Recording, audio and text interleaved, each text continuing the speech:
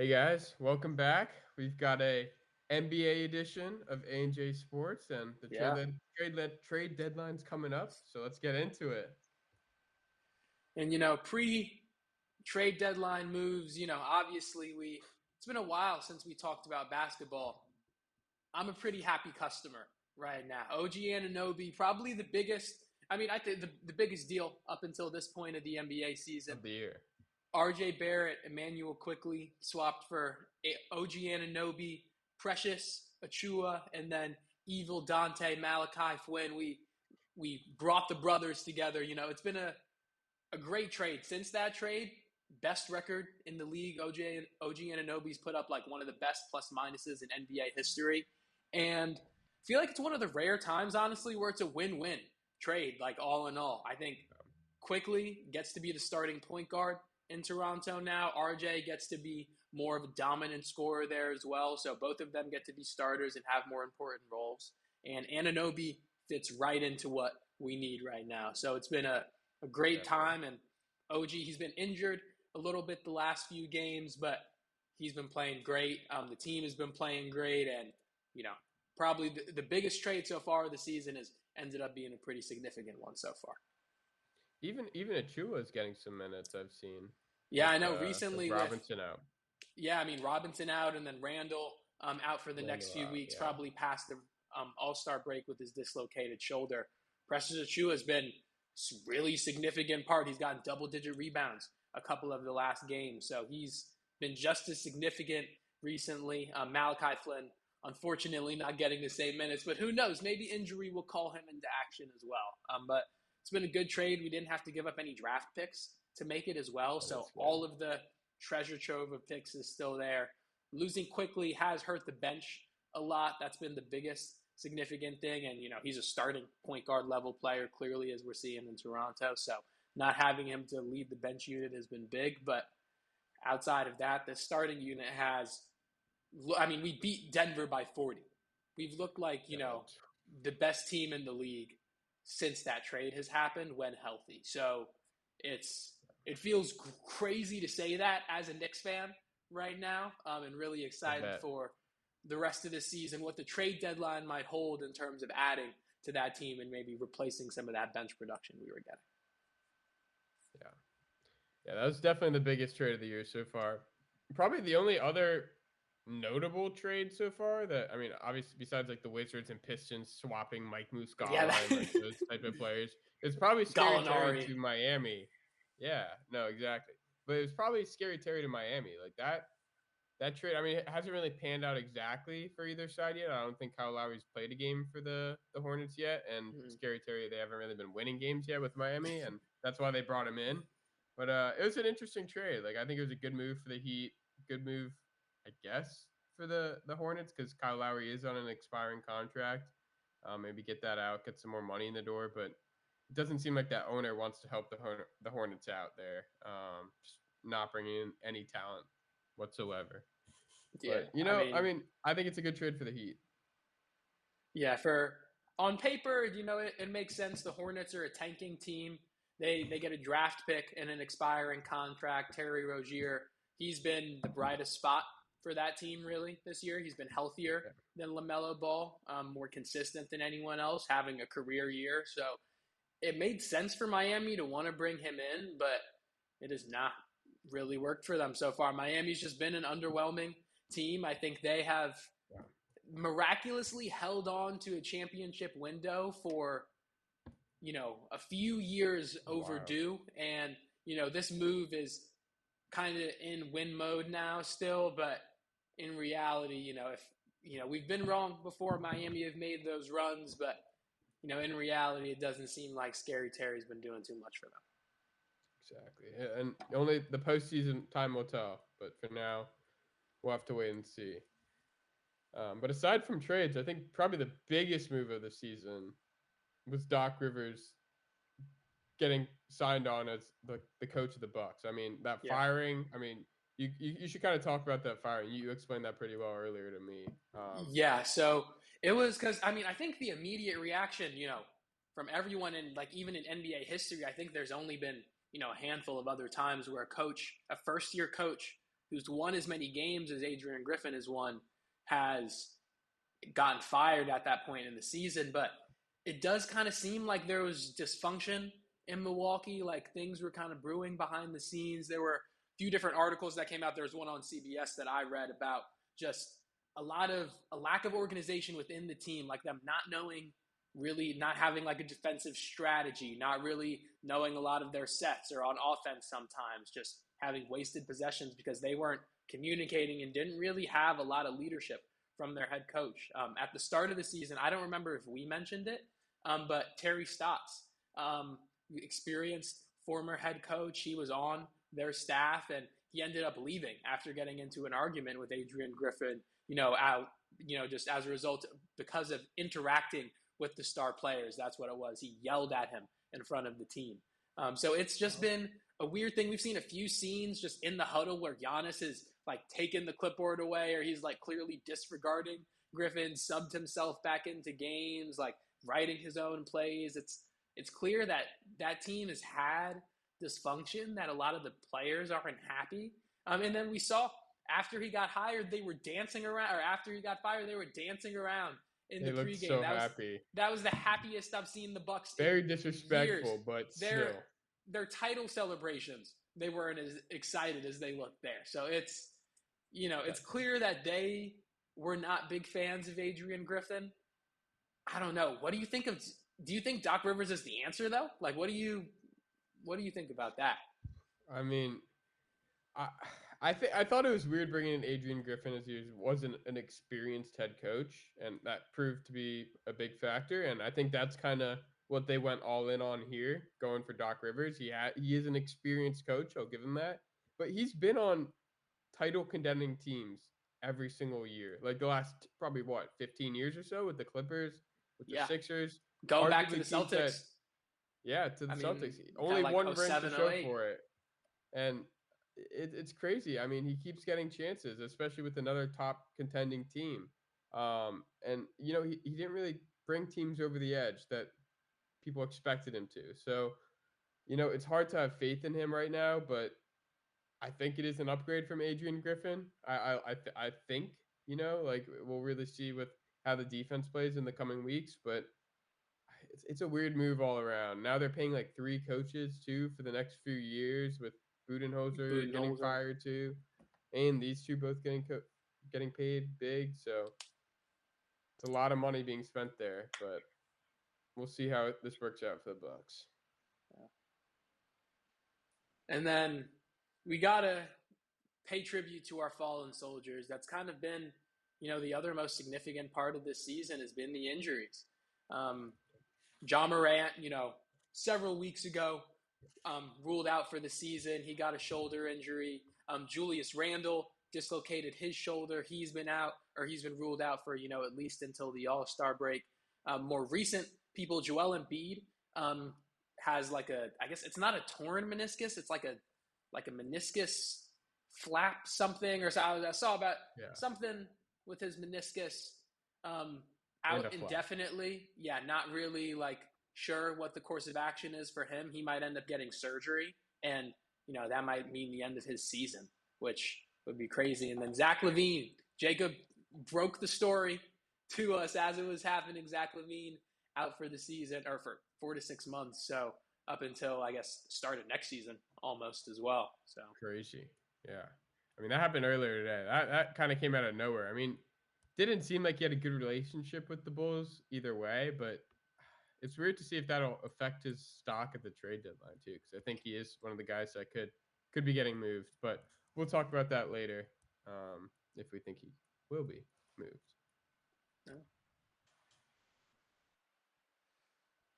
All right, All-Star teams.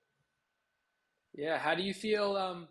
Obviously, Giannis and LeBron, I guess they're just shoo-ins. They're locked in as the captains at this point every year. Jaime included, just because, he's between him and Mac McClung, those are our dunk contest participants at the moment. One NBA player. We're still a few days out, so, maybe we'll have some more people pop up that are going to excite us, that are going to make us care about the dunk contest. What do you feel about What do you feel about All Star Weekend and any snubs? Any snubs for you from the All Star teams? Yeah, there. I feel like there's some pretty big snubs out there. I think I think it doesn't start even it doesn't start at the snubs, but it starts at who they put as starters. And I think the biggest snub in that regard was Damian Lillard. I Yeah, don't think he should have been a starter. I mean, from Tyrese Maxey to Jalen Brunson to Donovan Mitchell, they all deserved it over him, including Tyrese Halliburton, who is a starter. But I just don't know how you could have picked any of those how you pick Damian over those three other guards that have been that dominant this year and pretty much average more points per game than Dame. yeah. Um, I, All of them have better I think stats it and came have down been to a more fan efficient. vote, which is ridiculous too. Mhm. So yeah, I'm sure you would probably be more heated up about that with Jalen being a Jalen Brunson fan, and arguably I think he deserves a spot with how the Knicks are playing this year. But you know, pretty disrespectful there. But I think that's the biggest snub in the starter regards. But as in terms of like regular regards, I think the biggest snub in not going to the All Star weekend is Trey Young. He's I think probably second in the league in assists, somewhere around there, and Mhm. having a great season again. He's been a little hurt, but he's still doing what he always does, and I think he's been an all star for like the last few years too. So it's a little surprising to see him not going this year. Who do you have as your bigger snubs? Yeah, I agree. Trey Young is probably the biggest one. It's kind of crazy. Even though he's not on that good of a team, he's been, top statistical player um, for them in a few different categories, in terms of scoring and assists. So kind of weird to not see him get selected. And, I guess you could argue like a Sabonis or a Markkinen, maybe. But kind of I feel good about both of the All Star lineups. I got two Nixon, so I'm not too concerned. You take it. Yeah, I was like, I'll take it. I do think the biggest thing though is I agree.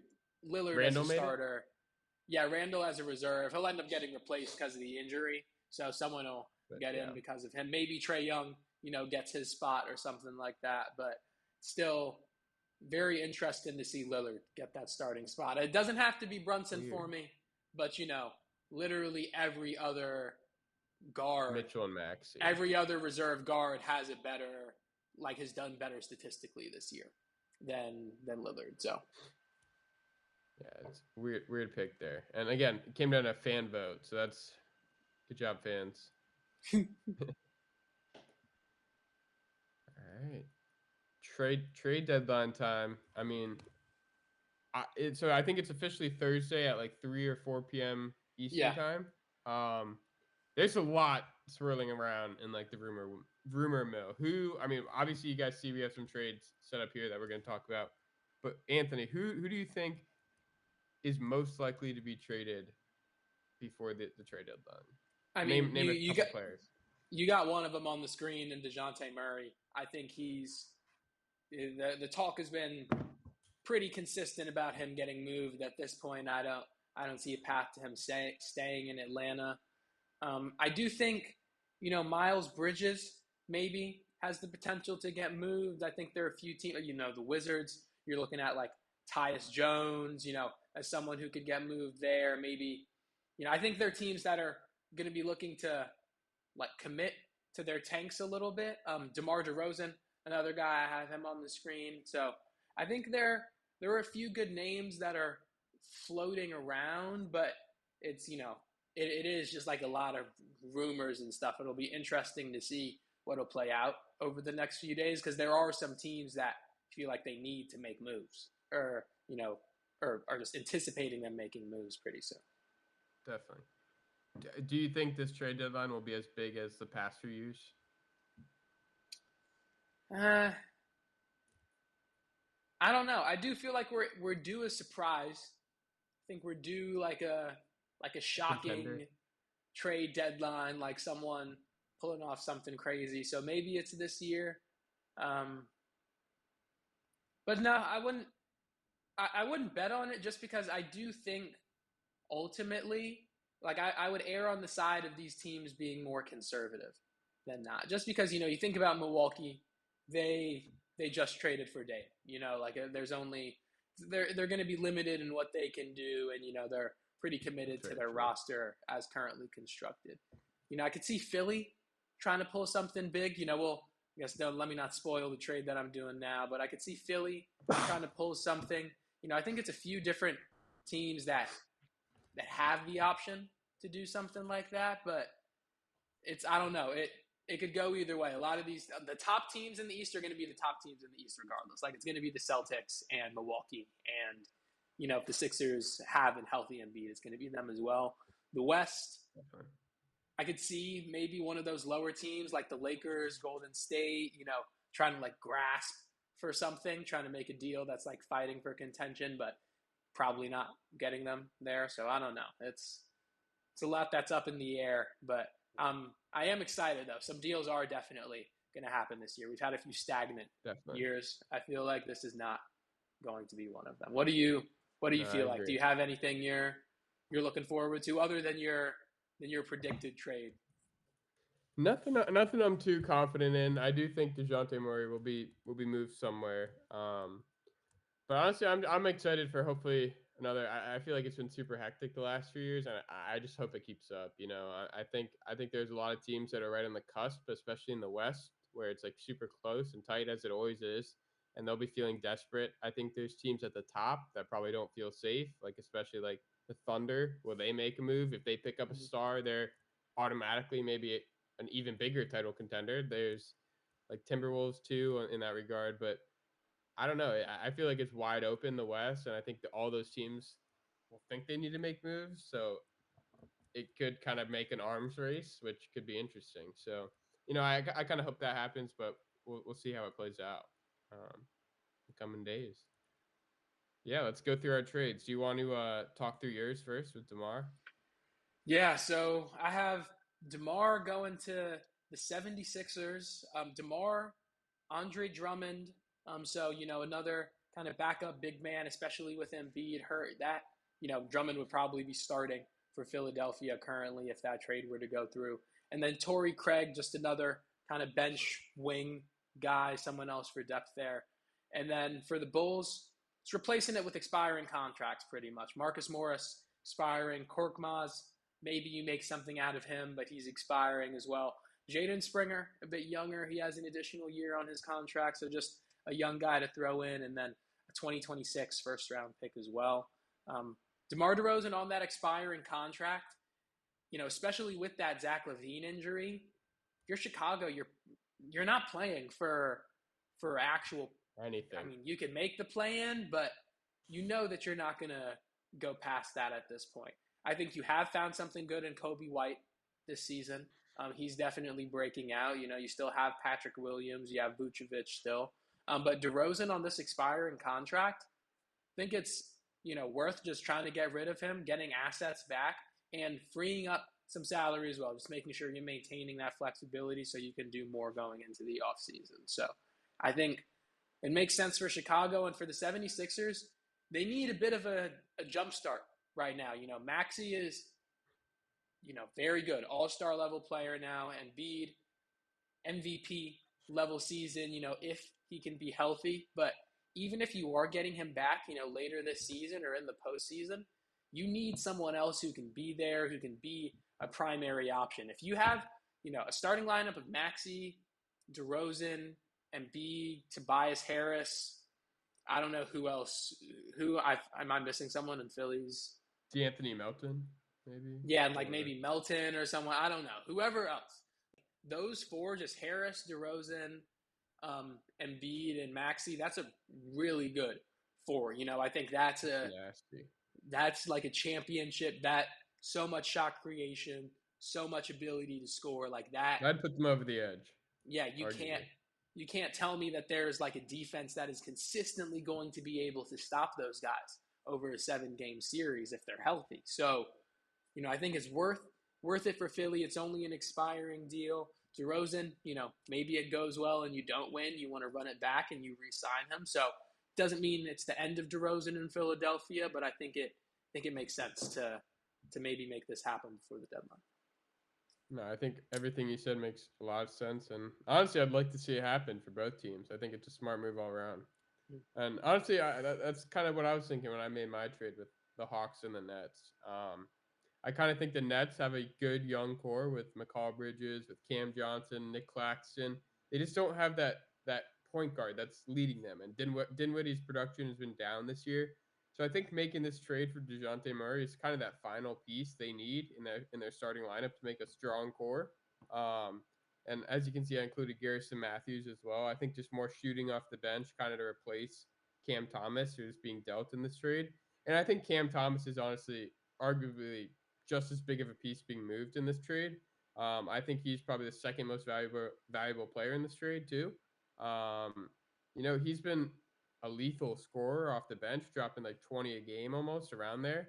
And Dinwiddie's production's been down, but I think he's a good veteran point guard to have to bring off the bench. And you don't need another DeJounte Murray to go alongside Trae Young, but I think if you add a Cam Thomas to the side of Trae Young, another good scorer, and you add the bench depth of Dinwiddie, that's a great trade there, and that almost puts them back in contention for the playoffs, which it's kind of sad to say with the kind of the talent they have on that team, but I think they're both these teams could be almost playoff contenders if this trade were to go through. I think it just fills both their needs. It adds like depth for the Hawks, and it adds that star piece for the Nets. So I think DeJounte Murray will definitely be traded. I really don't think the Nets are going to be that pressed for a trade right now. So I don't really think this could happen. Or I mean, I think it could happen, but I don't really know if this will happen. Yeah.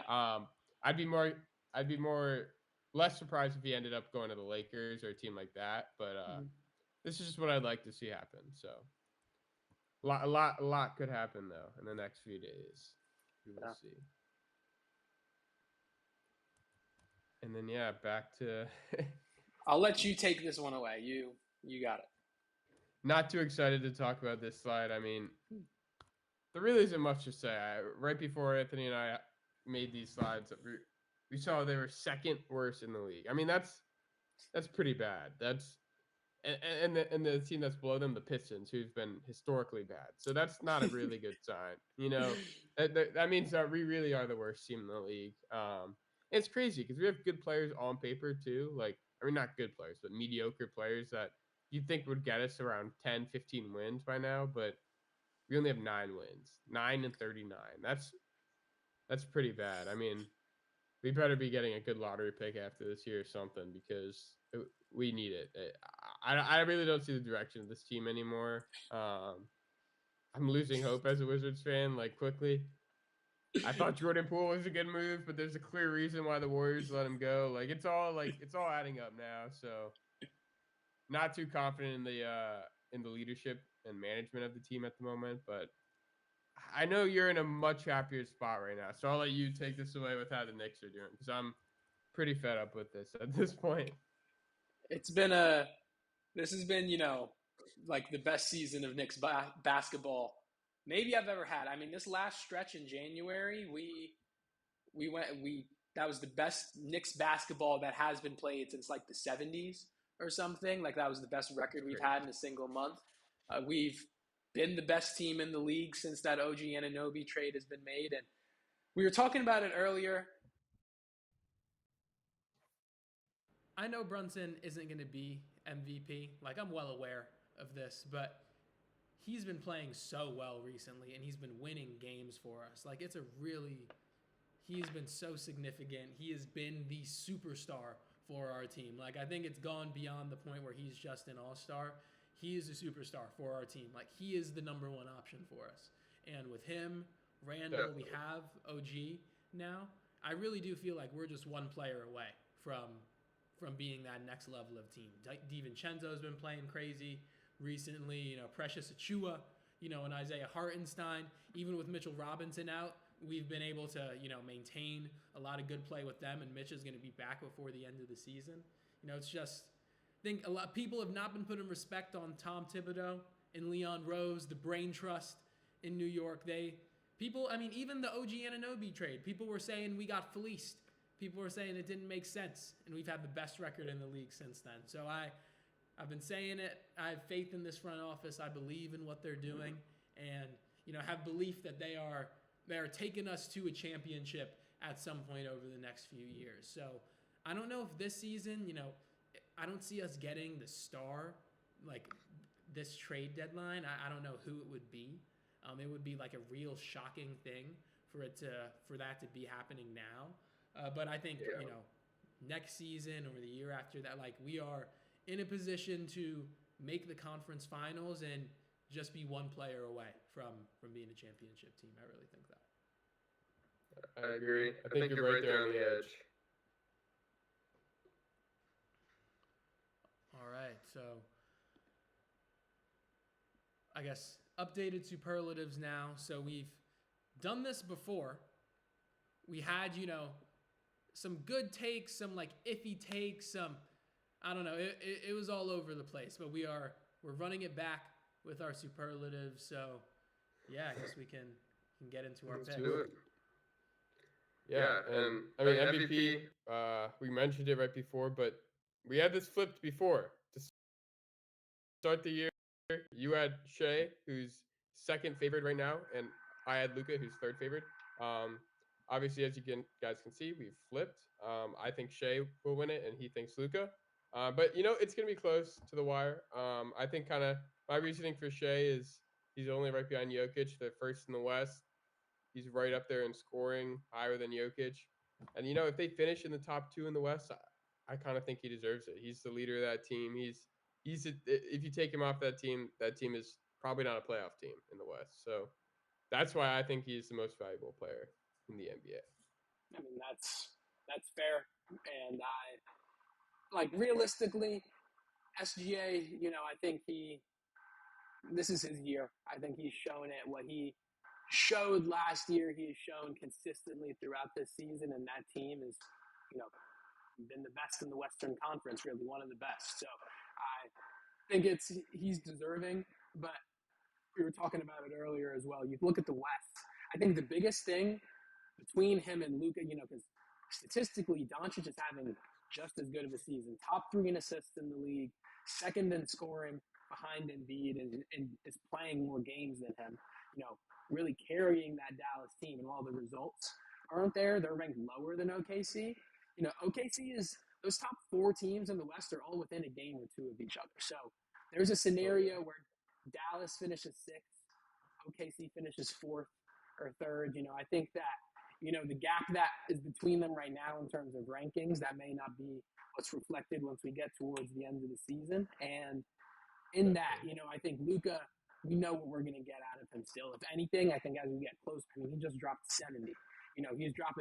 He's continuing to ramp up and get better. We haven't seen the best of Luka yet. And, I think we're going to continue to see him improve and, potentially get that MVP this season. Obviously, kind of dependent on how the rankings fall and how Dallas ends up doing. Yeah, no, I agree. I think they're both right up there, and we'll kind of see how it plays out. Yeah, we're pretty much in agreement with MVP, and then pretty much the same too with kind of Rookie of the Year. I mean, that's more of a shoe-in, but no, it's him versus Chet at this point, and it's really like Wemby's dropping 20 a game with 4 blocks. So yeah, Wemby's picked it up now. He's like, I think it's his to lose at this point. I think an injury is the only thing that really flips it at this point. But yeah, I really don't think there's much else to say with that. Yeah, I don't have much else to say. It's pretty clear. He's his favorite coming in. He's gonna finish as his favorite. It's just interesting because, I mean, I don't know. I guess since LeBron, there really hasn't been someone as hyped since they were a teenager. I mean, Wemby's been like kind of someone who's been notable since, like, as a draft prospect since he was 15. Like for 4 or 5 years, like people have been aware of him. It's crazy to just see that level of prodigal talent actually end up translating. Like, nope, it is what everyone was saying. He is a beast. He's figured it out. Yeah. It is sick. It is pretty cool watching him play. He's one of a kind. Definitely. And yeah, reviewing some of our predictions. So when we did our preseason predictions, we did some we did some guesses on what teams were going to be down bad and overperforming their expectations based off of their over-unders. I picked the Toronto Raptors to go under their 36 wins, and it's close. It'll end up being close at the end of the year, but I feel pretty good about my selection. They ended up moving Siakam. They ended up moving Anunoby as well. So it's a younger team. They're kind of doing a mini rebuild, retooling. And, while they are definitely talented, it's clear that their goal is not to win right now. So I think, probably erring on the side of under for this one, but I'll leave you to yours. I mean, you picked Minnesota for your under, and I could have been more wrong, honestly. And the thing is, I would still make the same pick if I could go back, because they were a team that was on the cusp. I think they're the 8th seed last year of the playoffs. They barely made it in. I mean, they didn't get better at all over the offseason. I thought they would only get worse going into this year, but that team with Anthony Edwards, he's only getting better. Cat's probably only getting better too. They're probably figuring it out better with Rudy Gobert. It's all kind of worked together perfectly for them this year, and I don't think it'll really lead to success in the playoffs, but they could have their fun in the regular season. They could kill my under 45.5. That's fine. But yeah, your pick's looking great. I mean, we're more than halfway through the year. They need to double their win total, so good choice there. Yeah, and then sleeper. Our sleeper Another teams. Good choice for you. I know Indiana's. I mean, I would say it's fairly certain that they end up. Well, maybe they're going to end up being close to the 38 wins as well. Let me not say it's fairly certain that they'll get that. They should get that. I think they should, but it'll be close. They'll be at like 41 or 42 realistically at the end of the year. But yeah, they've overperformed expectations. Halliburton, all-star starting point guard now. They brought in Siakam as well. So, over the second half of the season especially, you think as Siakam gets more acclimated to being a part of that team, they start to ramp up and, really be a legitimate sleeper contender in the Eastern Conference, because they got a lot of talent on that team and the ability to match up well with a lot of the other top teams in the league. Definitely. And yeah, my pick, really not a strong take as well. I thought Wemby would be more of a factor for the Spurs. I think they kind of started off the year a little hot. They had like 5 wins in their first 15, 20, but since then they've been probably the coldest team in the league. I think Popovich is kind of taking it very slow with Wemby. Not really fully unleashing him. He's only been playing like 25, 30 minutes a game when a guy of that caliber should be playing almost 40 minutes a game.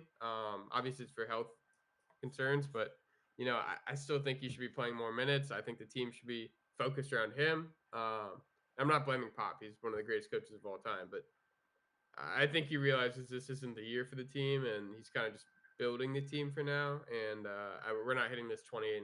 Let's just get that in our heads now.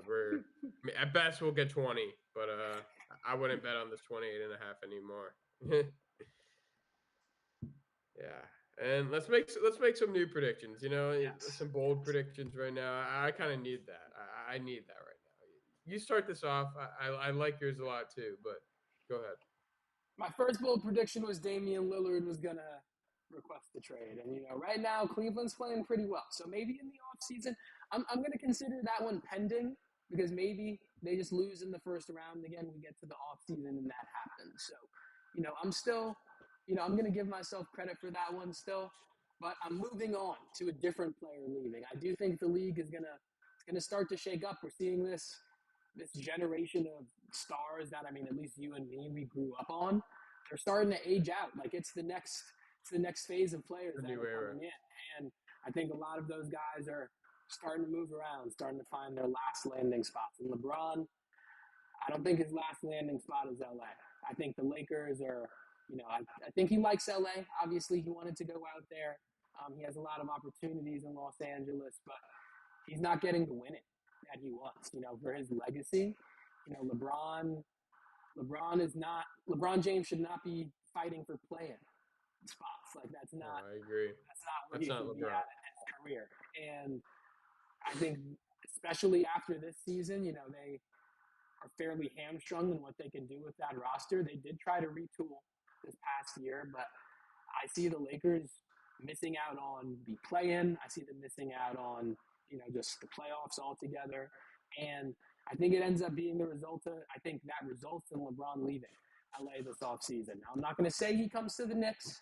I won't force that necessarily, but I think LeBron ends up going somewhere else this offseason. I'm not really sure where he would go.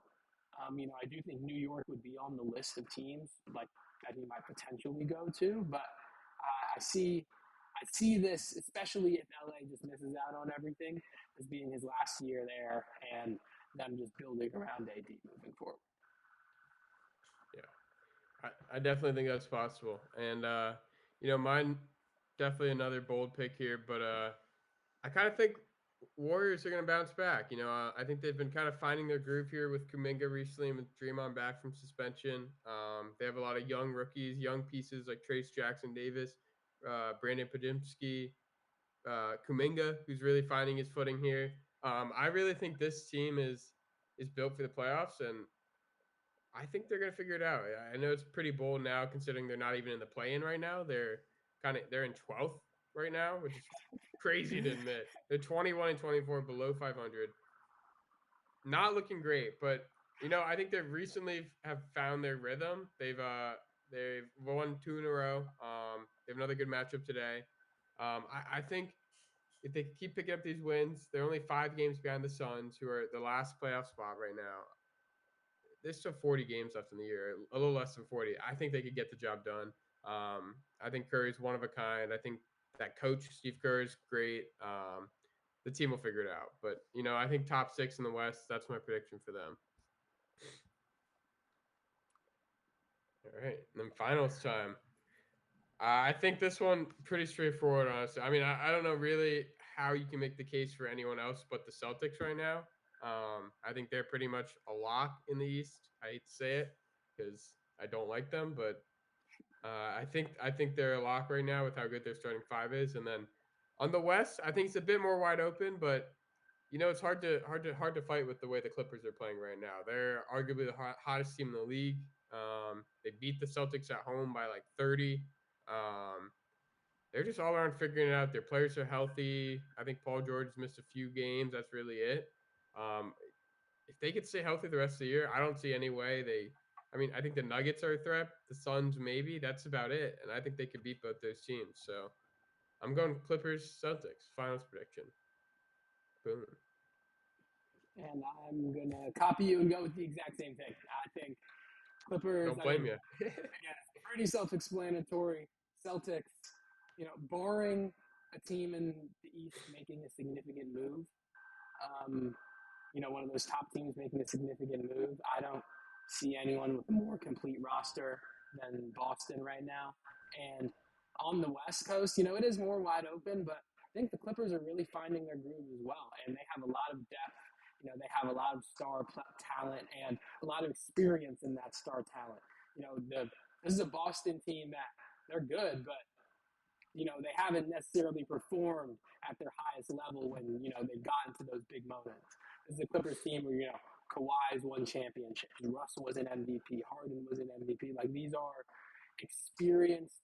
These are the highest level guys. Again, going back to the last level, or the last kind of group of stars for the generation that we grew up on. Like, this is the greatest collection of those stars right now, and they're hitting their groove. I see them ultimately. I mean, as is right now, I see them winning the championship, but 100% making it out of the West at the very least.